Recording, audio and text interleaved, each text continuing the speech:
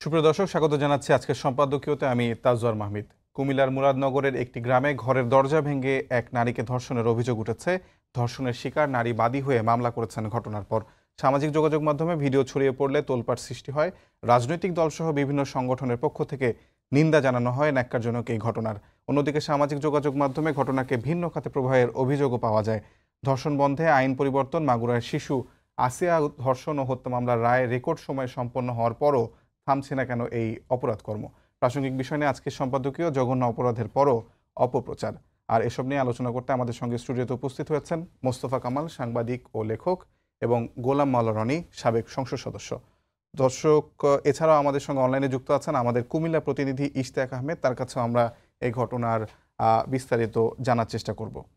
দর্শক, আপনারা এই আলোচনায় অংশ নিতে পারেন। এই জন্য আপনাদের ফোন করতে হবে টেলিভিশনে দেখানো নাম্বার। এছাড়া ফেসবুকের মাধ্যমে আপনাদের মন্তব্য পাঠাতে পারেন আমাদেরকে। আলোচনার শুরুতে জানিয়ে দেবো এখনকার প্রধান শিরোনামগুলো। সরকারের আশ্বাসে এনবিআর-এর কমপ্লিট শাটডাউন কর্মসূচি প্রত্যাহার। উপদেষ্টা কমিটির উদ্যোগ ও ব্যবসায়ীদের মধ্যস্থতায় সংকট সমাধানের আশা আন্দোলনকারীদের। 8 আগস্ট হচ্ছে না নতুন বাংলাদেশ দিবস। ভুয়া মামলা ঠেকাতে প্রাথমিক তদন্তে বাদ দেওয়া যাবে নির্দোষ ব্যক্তির নাম। ঢাকায় হচ্ছে জাতিসংঘের মানবাধিকার কার্যালয়।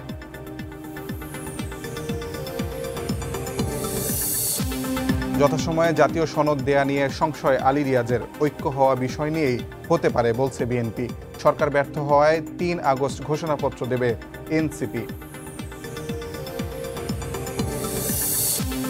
কুমিল্লায় ধর্ষণ ও ভিডিও ছড়ানোর মামলায় মূল আসামি সহ গ্রেফতার 5। দ্রুত বিচার হবে জানালেন আইন উপদেষ্টা। বিএনপির ঘাড়ে দোষ চাপানোর চক্রান্তে ক্ষোভ। এবং দেশের ইতিহাসের সর্বোচ্চ প্রবাসী আয়। চলতি অর্থ বছরে এসেছে রেকর্ড $3004 কোটি রেমিটেন্স। রিজার্ভ বেড়ে $26 বিলিয়ন। হুন্ডি বন্ধ করে আরও চমক দেওয়ার পরামর্শ।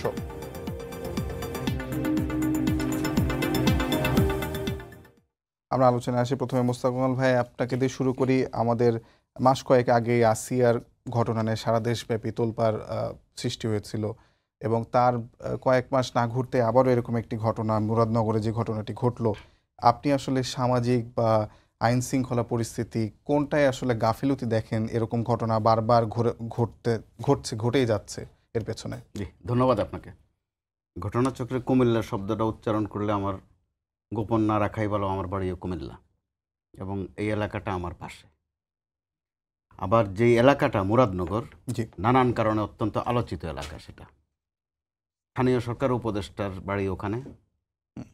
তার বিভিন্ন কাজকর্ম নিয়ে ওখানে আলোচনাও হচ্ছে, সমালোচনা হচ্ছে, যেটা গণমাধ্যমেও দেখছেন। বিএনপি অধ্যুষিত এলাকা সেটা।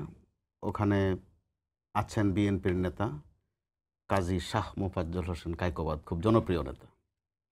একইভাবে আওয়ামী লীগেরও ওখানে কিন্তু ভালো একটা গাঁথনি আছে। ছিলেন ওখানে ইউসুফ আবদুল্লাহ হারুনের মতো নেতা। তো ধর্ষণ মানেই কিন্তু ধর্ষণ। ধর্ষণের মধ্যে আওয়ামী ধর্ষণ আর জাতীয়তাবাদী ধর্ষণ নামে আলাদা কোনো শ্রেণী নাই, বিভক্তি নাই। তো আবার ধর্ষণ এমন একটা শব্দ, আমি মোটামুটি লেখালেখিতে অভ্যস্ত হওয়ার কারণে মাঝে মধ্যে একটু বিকল্প শব্দ খুঁজি যে এটার বিকল্প কোনো শব্দ আছে কিনা। কারণ এই শব্দটা উচ্চারণ করতে গেলে একটু ঠোঁটে আটকায়, জিহ্বা আটকায়, আবার লিখতে গেলেও কলম একটু থেমে যায় যে বিকল্প কোনো শব্দ আছে কিনা, কিন্তু আমি পাচ্ছি না ওইরকম। তো যে কারণে অনিবার্যভাবে ওই শব্দ এটা লিখতে হয়। আবার কেমন যেন অনেকটা বিধির লিখন অথবা পরিস্থিতির অনিবার্যতা অথবা আইনশৃঙ্খলা পরিস্থিতির এমন একটা কুলক্ষণ। মাগুরার ওই ঘটনার পর বা ওইটার বিচারের পর আমরা তো স্বাভাবিকভাবে আশা করেছিলাম যে এরকম ঘটনা যেন আমাদেরকে দেখতে না হয়। আর কুমিল্লাটার ক্ষেত্রে আমরা দেখলাম যে আরও একটু ব্যতিক্রম, যেখানে একটা রাজনীতি দেওয়ার চেষ্টা চলছে। বিশেষ করে আমরা যেটাকে সামাজিক মাধ্যম বলি ওখানে। তো সামাজিক মাধ্যমে রীতিমতো বিষয়টাকে গত 1-2 দিনে খেয়াল করবার মতো বিষয় রীতিমতো অসামাজিক করে ফেলা হয়েছে, যদিও মাধ্যমটার নাম সামাজিক মাধ্যম। এটা করতে গিয়ে এমন এমন তথ্য ছড়ানো হচ্ছে, অস্বীকার করারও সুযোগ নাই, অগ্রাহ্য করারও সুযোগ নাই যে সোশ্যাল মিডিয়ার একটা শক্তি আছে সারা দেশে, এখন সারা বিশ্বেই। এই সুযোগে এটাকে আবার সাম্প্রদায়িক একটা রূপ দেওয়ার চেষ্টাও চলছে। অথচ আদতে গর্ব করে বলতে হয় বাঙালি কিন্তু সাম্প্রদায়িক নয়, আমাদের রাজনীতিবিদদের মধ্যে গোলমাল আছে, তারা বিভিন্ন ঘটনাকে বিভিন্ন দিকে নিয়ে যেতে পারেন, ওই একটা ক্যারিশমা আছে তাদের। তো প্রথমত ধর্ষণের বিচার যেহেতু ঘটে গেছে, এখন প্রথমত দায়িত্ব হচ্ছে এটা বিচার করা। বিচারের প্রশ্নে আওয়ামী লীগ না বিএনপি সেটা বোধহয় সামনে আসা কাঙ্ক্ষিত ছিল না। হিন্দু না মুসলিম, অথবা একজন মুসলিম একজন হিন্দু, ওটাও বিচার্য হওয়ার বিষয় ছিল না। নাম তার ফজর আলী, চমৎকার নাম। দিনের শুরু যেই নামাজটা দিয়ে হয়, তার জোহর আসর ঠিক আছে কিনা ওইটা কিন্তু প্রশ্ন না, কিন্তু তার উপর কেউ না কেউ আসর করেছে এই ফজর আলীর উপর। তো যেটা আমরা আমাদের এই দেশে একটা সংস্কৃতির মতো, কাজকর্ম যাই করুক, নাম জোহর আলী, আসর আলী সবে রাখি আমরা, তাহাজ্জুদ আলীও রাখি, যদিও তার এসবের ধারে কাছেও সে নাই। যেটা বলছিলাম যে আমরা যে আদতে অসাম্প্রদায়িক, দুটা ঘটনা উল্লেখ করি ছোট্ট করে। আমাদের কক্সবাজারে যখন ওসি প্রদীপের হাতে খুন হলেন মেজর সিনহা, একজন হিন্দু একজন মুসলিম, বাঙালি কিন্তু বলেনি যে হিন্দুর হাতে মুসলিম খুন হয়েছে, অথবা তাও বলেনি যে পুলিশের হাতে সেনা সদস্য নিহত হয়েছে। সেটা বাঙালির কিন্তু অসাম্প্রদায়িকতার একটা প্রমাণ। এরপরের ঘটনা আপনি চিন্ময় কৃষ্ণদাসের ঘটনা দেখেন, তার ওখানে গণ্ডগোল হয়েছে, মুসলিমরা কিন্তু ওইটার প্রতিবাদে কোনো অঘটন ঘটায়নি। বাঙালির মধ্যে আদতে অসাম্প্রদায়িক একটা চেতনা আছে, কিন্তু তারপরও সাম্প্রদায়িকতার একটা বীজ বাষ্প ছড়ে। বিশেষ করে রাজনীতির মধ্যে, বিশেষ করে আওয়ামী লীগ এই শব্দটা বেশি ইউজ করতো, যে সাম্প্রদায়িক সম্প্রীতি। কিন্তু প্র্যাকটিক্যালি আমরা দেখেছি যে সম্প্রীতি আর সম্পত্তি শুনতে কাছাকাছি মনে হয়। আসলে সাম্প্রদায়িক সম্পত্তির দিকে সারা দেশে যদি আপনি জরিপ চালান, বা দেবপ্রিয় ভট্টাচার্যর বাবা যে জরিপ চালিয়েছিলেন, যে অনুসন্ধানী রিপোর্টও দিয়েছিলেন, যে সারা দেশে সাম্প্রদায়িক সম্পত্তি বেশি হচ্ছে আওয়ামী লীগের দখলে। যদিও তারা আবার সাম্প্রদায়িক সম্প্রীতির কথা বেশি বলে, প্রীতিও দেখায়, সম্প্রীতিও দেখায়, ওই ফাঁকে আবার সম্পত্তিও হাতায়। তো এরকম একটা অবস্থার মধ্যে, যেহেতু উপদেষ্টা আসিফ মাহমুদের এলাকা, যেহেতু বাংলাদেশের বৃহৎ দল বিএনপি নেতা কায়কোবাদের এলাকা, অবশ্যই সেটাকে ওই বিবেচনায় না নিয়ে একটা গন্ডগোল পাকানোর চেষ্টা স্পষ্ট। কুমিল্লার প্রতিনিধি সম্ভবত যদি লাইনে থেকে থাকেন, তার সাথে আপনি কথা বলে দেখতে পারেন। ওইটা অত্যন্ত দুঃখজনক। এর মধ্য দিয়ে বিচারটাকে কিন্তু আমরা সেকেন্ডারি করে ফেলছি, অথবা বিচারকে সামনে আনছি না। হিন্দু না মুসলিম, আওয়ামী লীগ না বিএনপি, এই ধরনের ন্যারেটিভ কিন্তু ব্যাপকতা বেশি। অসংখ্য ধন্যবাদ। আমি আপনার কাছে আবার আসবো, চমৎকারভাবে বলেছেন। রনি ভাই, আপনার কাছে প্রশ্ন করব, যেটি মোস্তফা কামাল ভাই বলছিলেন যে এটি আসলে স্থানীয় সরকার উপদেষ্টা আসিফ মাহমুদের এলাকা, এবং এই ঘটনার পরপরই তিনি এখন থেকে 19 ঘন্টা আগে একটি স্ট্যাটাস দিয়েছিলেন যে মুরাদনগরের সকল আওয়ামী সন্ত্রাসীদের যারা আশ্রয় প্রশ্রয় দিচ্ছেন, পুনর্বাসন এবং ক্ষমতায়নের মাধ্যমে সাধারণ মানুষের উপর অত্যাচার, নির্যাতন, চাঁদাবাজি, ধর্ষণের উদ্দেশ্যে ছেড়ে দিয়েছেন, আজকের পরিস্থিতির জন্য তারাই দায়ী।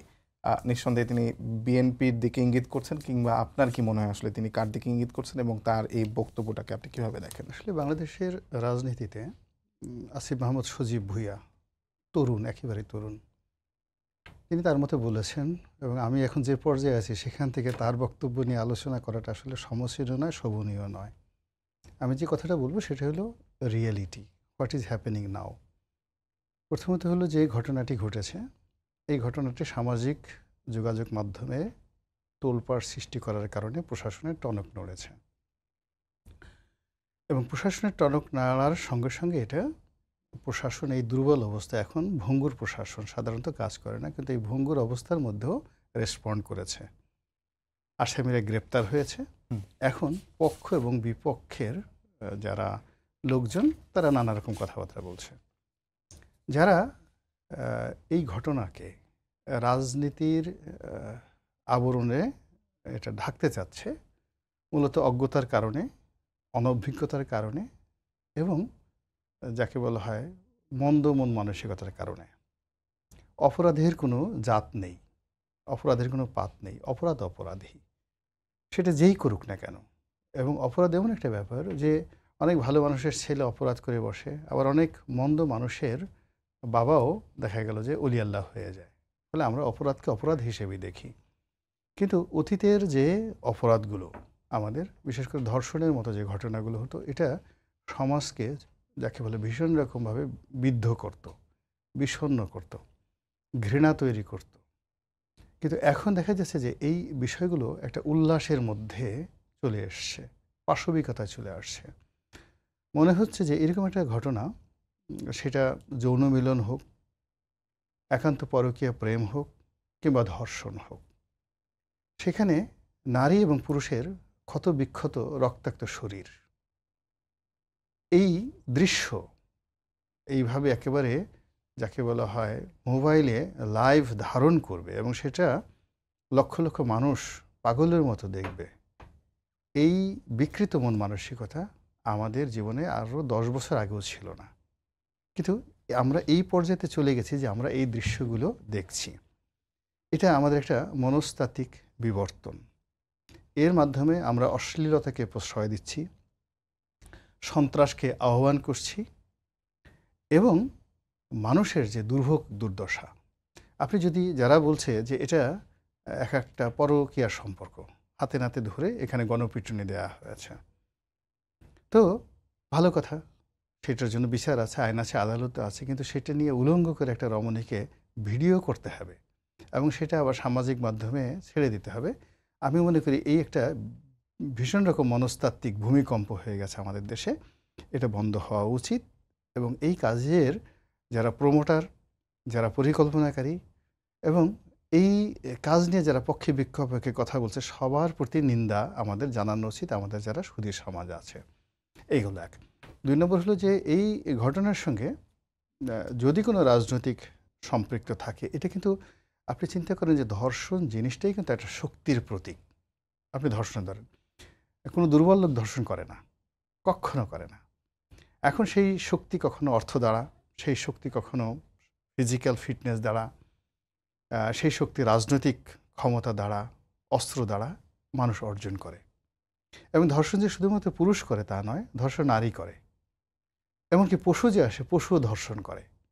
তো যার জন্য ওখানে যে শক্তির যে উৎস, সেই উৎসটা যদি অবৈধ হয় এবং যে কোনো শক্তির উৎসটা অবৈধ হয়, যে তার মানে একটা ধর্ষণ হলো যে এরকম একটা ঘটনা ঘটে, খুব unusual, all on a sudden, এরকম একটা পরিস্থিতির সৃষ্টি হলো যে তার মানবিক বা জৈবিক জিনিসগুলো বিক্রিয়া করলো, এটা এক ধরনের অপরাধ।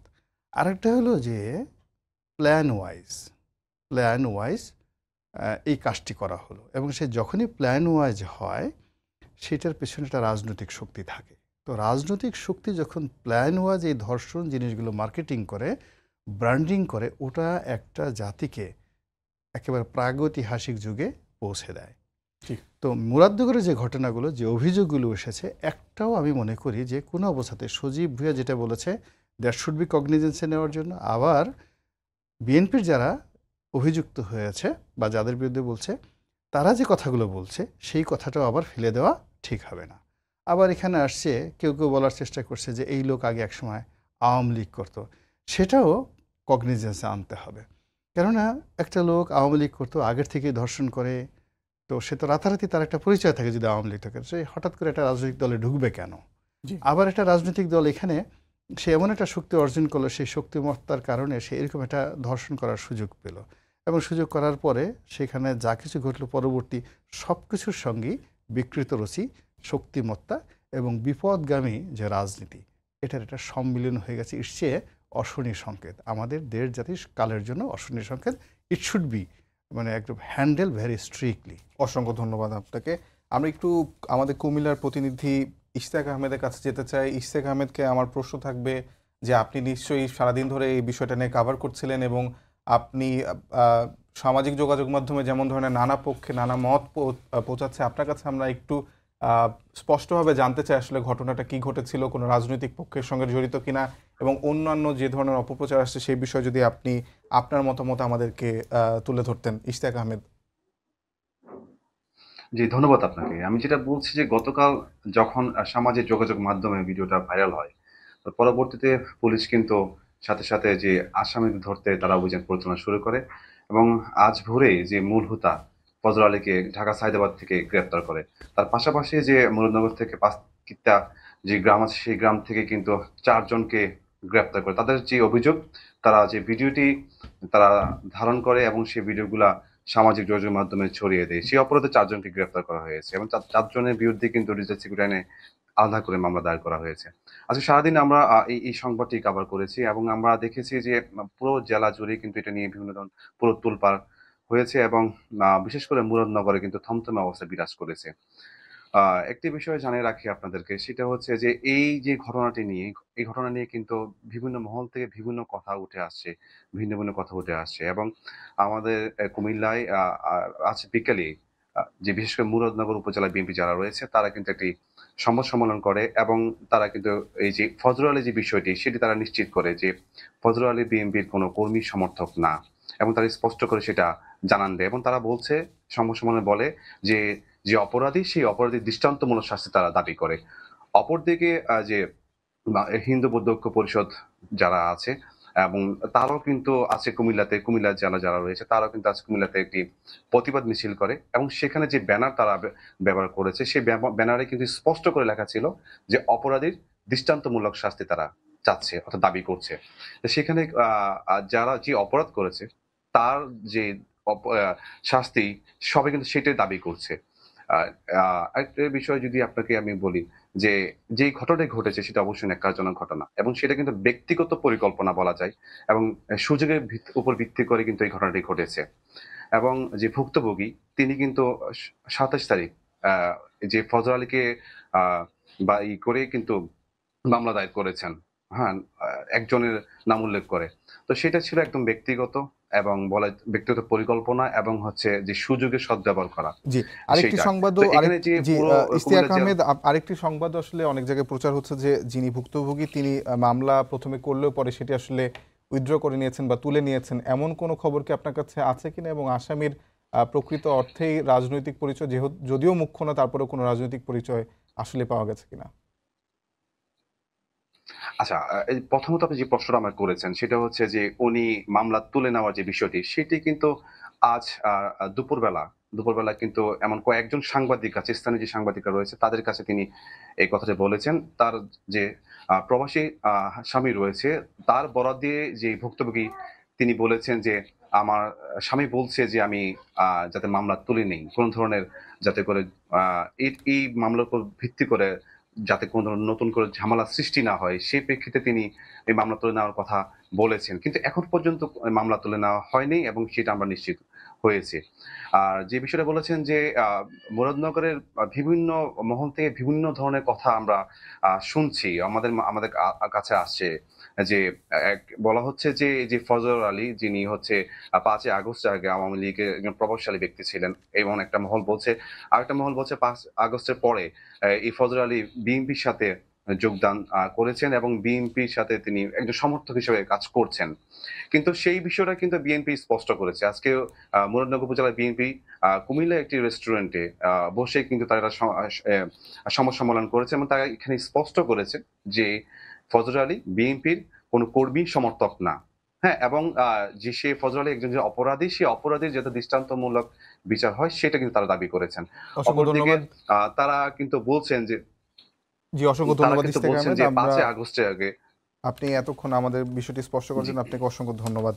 আমরা শুনছিলাম এবং বিষয়টি যদিও মানে অপরাধের থেকে রাজনৈতিক পরিচয় আসলে প্রাধান্য পাচ্ছে। আমরা দেখেছিলাম যে শিবিরের সাবেক সভাপতি সাদিক কায়েম গতকাল একটি ফেসবুক পোস্টে পোস্টটি ভাইরাল হওয়ার পরপরই তিনি বিএনপিকে দোষারোপ করে মানে অপরাধীকে বিএনপির সঙ্গে যুক্ত করে দিয়েছিলেন এবং পরবর্তীতে বিএনপির যিনি সিনিয়র যুগ্ম মহাসচিব আছেন রুহুল কবির রিজভী তিনি কিন্তু আজকে বলেছেন যে বিএনপিকে জড়ানোর এক ধরনের চক্রান্ত চলছে।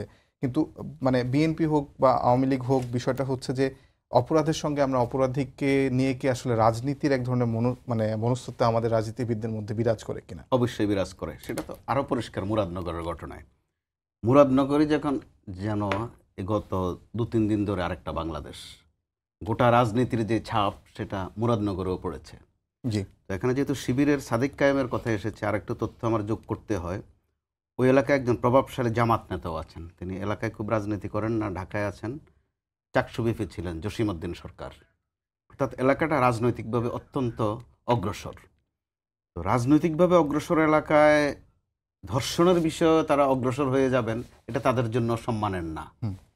আর যেই ফজর আলী এর মধ্যে এটা প্রমাণিত সে শক্তিমান।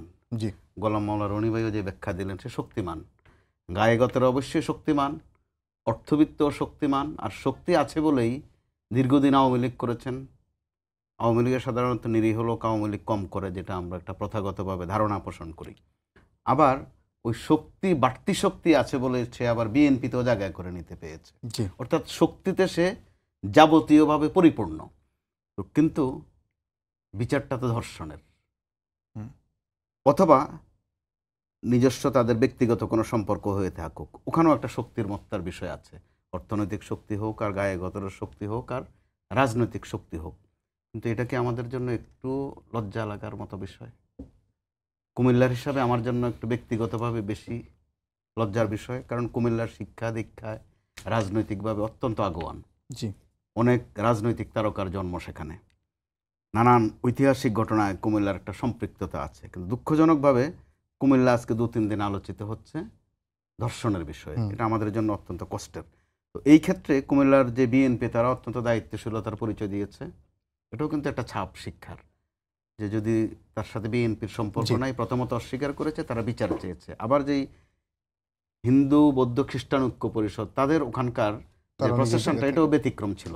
তারা কিন্তু ওখানে ধর্মীয় বিষয়টা সামনে আনেনি, জি তারা অপরাধের বিচার চেয়েছে। জি তার মানে ওখানেও একটা শিক্ষার ছাপ আছে, সচেতনতার ছাপ আছে। অসংখ্য ধন্যবাদ। এই মুহূর্তে বাকিটা হচ্ছে একটা সুষ্ঠু দৃষ্টান্তমূলক আমি বিচার। আবার আসবো আপনার কাছে। রনি ভাই, আপনার কাছে প্রশ্ন হচ্ছে যে মানে আইন ও সালিশ কেন্দ্র যে তথ্য, সেই তথ্য অনুযায়ী গত 10 মাসে, অর্থাৎ এই মাসের আগের 10 মাসে আসলে 174 জন গণপিটুনিতে নিহত হয়েছে। আপনি কি আসলে এগুলোকে মব মনে করেন কিনা?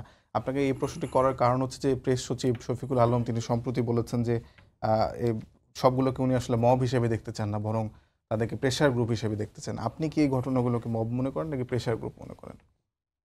মানে এখানে আসলে জনাব শফিক তার অনেক বক্তব্য সরকারকে বিব্রত করছে। অপরিপক্ষ, মানে অরাজনৈতিক বক্তব্য, এবং সেই বক্তব্যের মধ্যে প্রায় শিষ্টাচার থাকে না। এই ভদ্রলোকের বক্তব্যে শিষ্টাচার থাকে না। ইউনূস সরকারকে ডুবানোর জন্য আমার কাছে মনে হচ্ছে না বাইরের কোনো লোক দরকার হবে, ওই ভদ্রলোকই যথেষ্ট।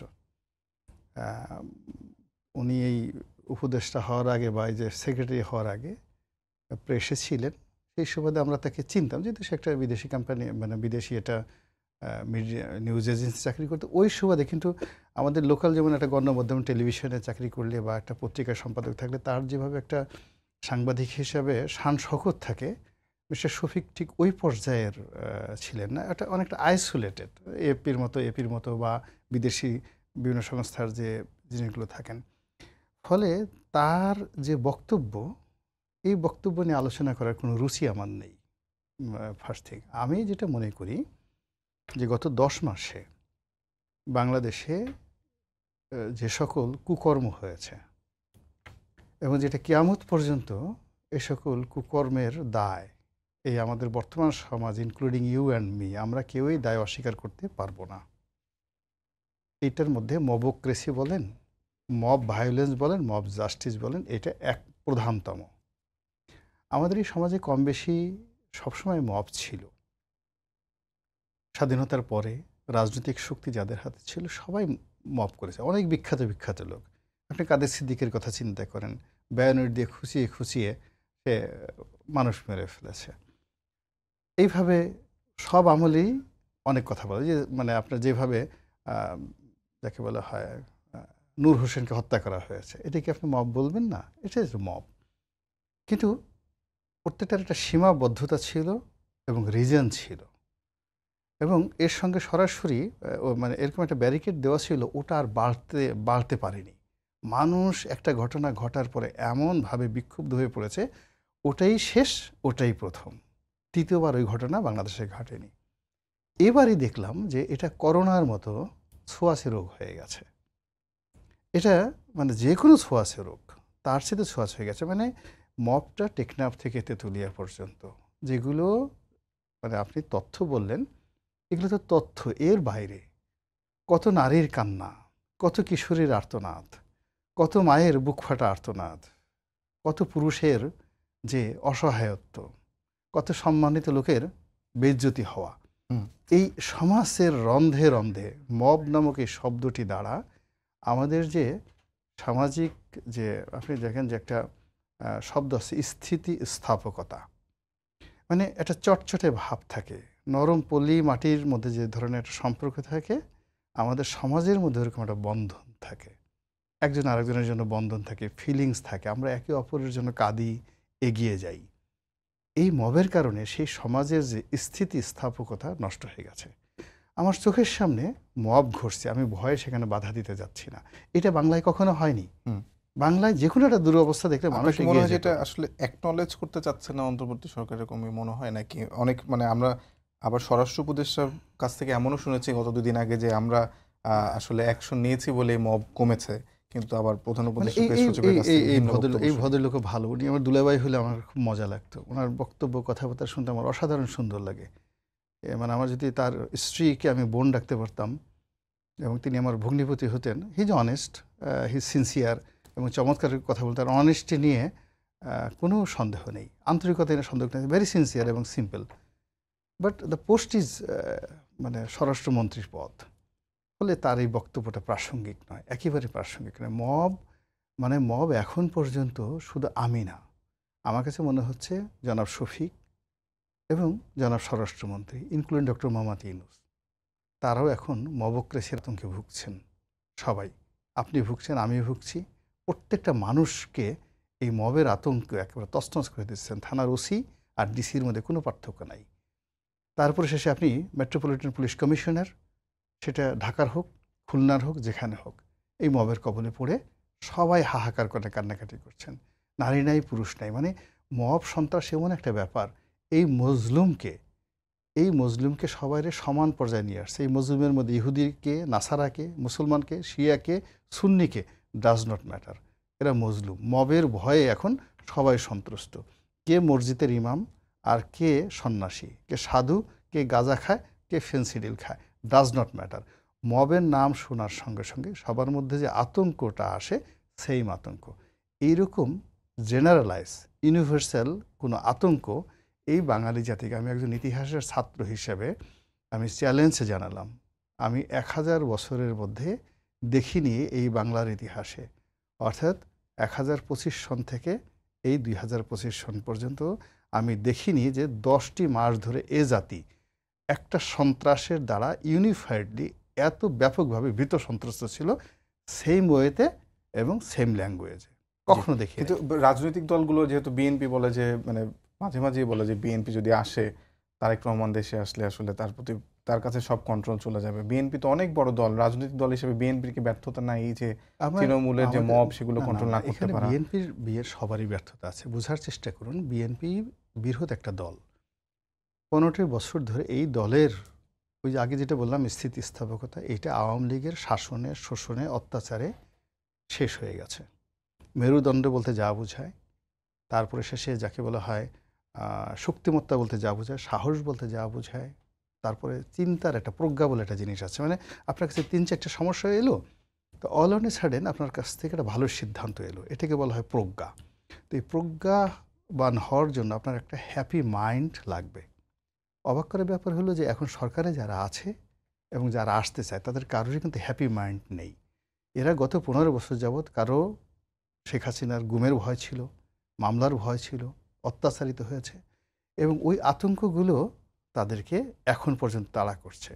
একটা স্বপ্ন দেখার জন্য, একটা নেতৃত্ব দেওয়ার জন্য যে ধরনের ক্যারেক্টারিস্টিক দরকার, প্রজ্ঞা দরকার, বুদ্ধিমত্তা দরকার, এটা এখন আমাদের রাজনৈতিক অঙ্গনের কারোরই নেই। This is the reality, including মানে ওই যে যারা পুলিশ বলেন, সেনাবাহিনী বলেন, সবার মধ্যে কিন্তু ভয় কিছু একটা হতে পারে। কেন আমি এটা করবো? আমাকে এটা ট্যাগ দেবে, আমাকে আওয়ামী লীগের দোষর বলবে, আমাকে বিএনপি বলবে, আমাকে জামাতের দোষর বলবে, ইভেন জামাতের লোকজন। আপনি এখন ধরেন সমাজের, আমি নাম বলবো না, যাদেরকে আগামীতে মনে করেন যে 20 জন লোক এই দেশকে নেতৃত্ব দেবে, আপনি রাত 12টার সময় তাদেরকে দাঁড়া করে রাখেন, সবার হাতে চটপটি দেন, পিছনে পুলিশের খালি একটা বাঁশি ফু দেন জোরে, আপনি দেখবেন চটপটি ফেলাই কীভাবে দৌড় মারে। এর কারণ হলো গত 15টি বছর ধরে যে ভয় তাদেরকে তাড়া করেছে, সেটা এখনও তারা ট্রমাটা কাটায় উঠতে পারেন। ফলে বিএনপি ক্ষমতা আসলে, তারেক রহমান আসলে মানে কি হবে? কিছুই হবে না।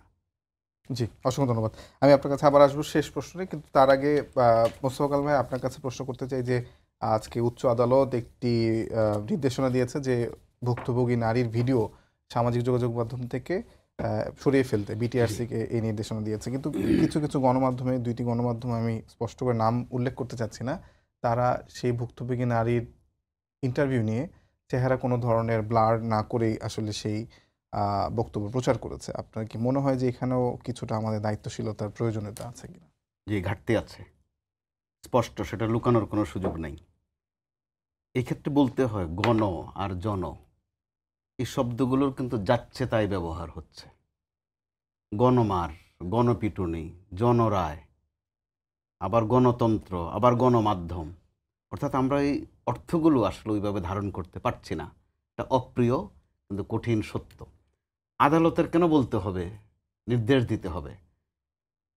আবার শুধু সাংবাদিক হলেই আমি বুঝবো, সাধারণ কাণ্ডজ্ঞানের যে কারো এটা বোঝা উচিত। প্রচুর যে- শেয়ার হয়েছে ভিডিওগুলো। তার মানে হচ্ছে একটা মানসিকতা তৈরি হয়েছে, একটা নোংরা জিনিস শেয়ার করা, বাংলায় হচ্ছে শরিক হওয়া, অংশীজন হওয়া। যে নিরীহ তারও বোধহয় মন চায়, অর্থাৎ তারও একটা ইচ্ছা জাগে।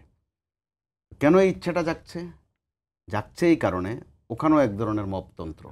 মপ শব্দটাতে ব্যবহার হচ্ছে গত মাস কয়েক ধরে।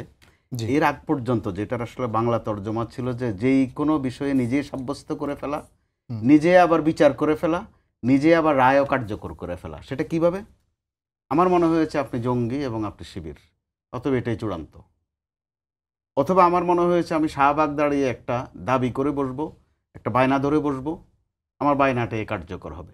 এটাও এক ধরনের কিন্তু বিচারের আগে বিচার করা, অথবা বিচার দায়িত্ব নিজের হাতে তুলে নেয়া। তো সেটা এখন সময়ের ব্যবধানে সেটা এখন মব নামে চলছে। কয়েকদিন আমরা মব জাস্টিস, এটা একেবারে ভুল শব্দ। মব তো আবার জাস্টিস হয় না, ইনজাস্টিস হয়। ইনজাস্টিস। আর যদি খাঁটি বাংলাই বলি, এটা একটা পান্ডামি বা বদমাইশিও বলা চলে। তো এই সরকার যেহেতু রাজনৈতিক সরকার নয়, এই সরকারের কিন্তু একটা ব্যাপক সুযোগ ছিল যে এই ট্যাগ লাগানো বা এই মবতন্ত্র বন্ধ করার একটা সুযোগ ছিল। কিন্তু আমরা খেয়াল করছি সুযোগটা বোধহয় এরই মধ্যে সরকার হাতছাড়া করে ফেলেছে। কিভাবে সেটা? আগে চলতো যে আপনি জঙ্গি, আপনি শিবির, আপনার সাথে বিএনপি বললেও চলতো, অর্থাৎ দুষ্কৃতিকারী। নাম হচ্ছে দুষ্কৃতিকারী। গত মাস কয়েক ধরে আমরা দেখছি তার নাম হচ্ছে ফ্যাসিস্ট। যারাই আপনার পছন্দ হবে না তারাই বলে দেবেন সে একটা ফ্যাসিস্ট। ইংরেজির শব্দ, এখন যে বাংলাও ঠিকভাবে জানে না সেও কিন্তু এটা বাংলা মনে করে ব্যবহার করে, পতাকাটাও ব্যবহার করে ফ্যাসিস্ট। এটা আমাদের জন্য তো অত্যন্ত পীড়াদায়ক। এবং এটার কোনো একটা ফুল স্টপ পড়বে কিনা আমরা ওই লক্ষণ কিন্তু দেখছি না। প্রতিদিনই নতুন নতুন ঘটনা আমরা সামনে দেখছি, যেগুলো আমাদেরকে দেশের একজন সাধারণ নাগরিক হিসাবে উদ্বিগ্ন করে। আর আপনার প্রশ্ন দৃষ্টি বলতে হয় গণমাধ্যমের একজন কর্মী হিসাবেও কিন্তু উদ্বিগ্ন করে। আমাদেরকেও যদি নির্দেশ দিতে হয়, জি, অসংখ্য আমরা তো নিজেরা নিজেদের কাছে জবাবদিহি প্রথমত করি। রনি ভাই, আপনার কাছে আমার শেষ প্রশ্ন। আজকে আমরা দেখেছি যে একজন সাবেক বিএনপি নেতাকে আসলে আওয়ামী লীগের দোসর বলে আখ্যা দিয়ে নারায়ণগঞ্জে বিবস্ত্র করে মারধর করা হয়েছে, এরকম ঘটনা দেখেছি। এবং যে ঘটনাটাই আমরা আলোচনা শুরু করেছিলাম মুরাদনগরে, সেটা আসলে ঘটনাটা ঘটেছে বৃহস্পতিবার, কিন্তু শনিবার ভিডিও ভাইরাল হওয়ার পরে আমাদের সবার টনক নড়েছে, আইন শৃঙ্খলা বাহিনীর টনক নড়েছে। এরকম যে এটি কি মানে প্রত্যেকটা ঘটনার জন্যই কি আমাদের এখন ভিডিও ভাইরাল হওয়া লাগবে, এরকম একটি পরিস্থিতিতে দাঁড়িয়ে পড়েছে কিনা? মানে প্রিএমটিভ বা প্রোঅ্যাক্টিভ কোনো প্রোঅ্যাক্টিভ কি আমাদের সরকার এই মবগুলো উস্কে দিচ্ছে, যারা সরকারি কর্তা ব্যক্তি। এখানে কতগুলো ন্যারেটিভ তৈরি করা হচ্ছে। আওয়ামী লীগকে নিষিদ্ধ করা হয়েছে, আওয়ামী লীগের কোনো লোককে রাজনীতি করতে দেওয়া যাবে না। আমার বক্তব্যটা হলো যে আওয়ামী লীগের 35% লোক রাজনীতি করতো, এটা পপুলার, একেবারে থাকবেই। এখন এর মধ্যে যারা ক্রিমিনাল অফেন্স করেছে, এর মধ্যে যারা টাকা পাচার করেছে, অন্যায় করেছে, হ্যাঁ, মানে তাদেরকে আপনি বিচার করেন। বিচার করে বাকি যারা আছে তারা আওয়ামী লীগ নিষিদ্ধ হয়ে গেছে। এখন রাজনীতি তো রক্তের মধ্যে একটা উন্মাদনা। যারা জীবনে রাজনীতি করছে তারা রাজনীতি না করে থাকতে পারবে না। এখন ও রাজনীতি করার যে অভ্যাস আওয়ামী লীগ করেছে, এখন ওর সুযোগ বুঝে বিএনপি করবে, জামাত করবে, এনসিপি করবে। আপনি তারা ব্যারিকেড দেবেন কেন? আপনি শুধু দেখেন যে তাকে সে অপরাধী কিনা। যদি অপরাধী হয় তাকে বিচার করেন, আদারওয়াইজ তাকে তো একটা স্পেস দিতে হবে। এবং রাজনীতির মধ্যে তার যে নেতৃত্বের গুণাবলী আছে, সেই গুণাবলীকে যদি আমরা মূল ফোর্সে, রাজনৈতিক ফোর্সে না নিয়ে আসি, ওইগুলো ধর্ষণে ফজর আলীর মতো দর্শক হয়ে যাবে। কারণ ও তো নেতা, ও চোরাকারবারি হয়ে যাবে, ও আন্ডারওয়ার্ল্ডে গরু চুরি করবে, ও ইয়াবার চোরাকারবারের সাথে যুক্ত হয়ে যাবে। হি ইজ এ লিডার, তার অনেক ক্ষমতা আছে। তো যার জন্য এই বিষয়গুলোকে সরকারকে, রাজনৈতিক দলগুলোকে খুব স্পষ্টভাবে বলতে হবে। যেটা বিএনপি, জামাত অনেকে বলার চেষ্টা করেছে, হ্যাঁ ঠিক আছে, ইভেন এনসিপিও চেষ্টা করেছে যে আওয়ামী লীগের যে সমস্ত নির্দোষ লোক রয়েছে আমরা তাদেরকে অ্যাডপ্ট করব, তাদেরকে দেব। এই কথাটাই সবাইকে সজোরে বলতে হবে, আরও জোরে, যে ওয়েলকাম, আসো। জি, অসংখ্য ধন্যবাদ। সবাইকে ধন্যবাদ জানিয়ে শেষ করছি আজকের সম্পাদকীয়। আগামীকাল দেখা হবে একই সময়ে। শুভরাত্রি।